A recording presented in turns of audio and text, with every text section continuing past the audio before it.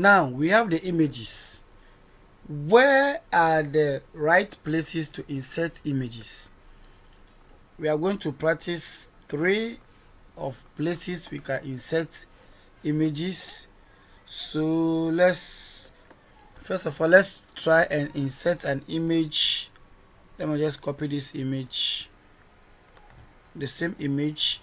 Depending on where we insert the image, the display will be different. So let's insert one image just before a paragraph. Let me go to the home and see if I'll get some paragraphs to use. We can insert images just before a paragraph. Let me just create one. So let me just insert it right before the paragraph. So that is one. We have inserted before the paragraph. Let me insert this one in the middle of the paragraph. Let me insert it in the middle.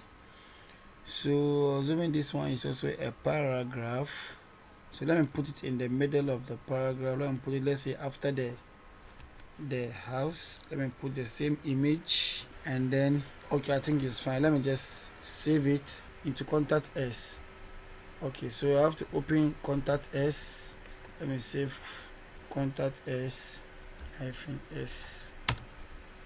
These are the images I inserted. One right before the paragraph, the second one into the paragraph. So this is a list, schoolhouse, and I brought an image, and I brought a hotel, and I brought hospital. You see, so you have to know the right places to insert images. You have to know right places to insert images in order not to disturb viewers or visitors to your website.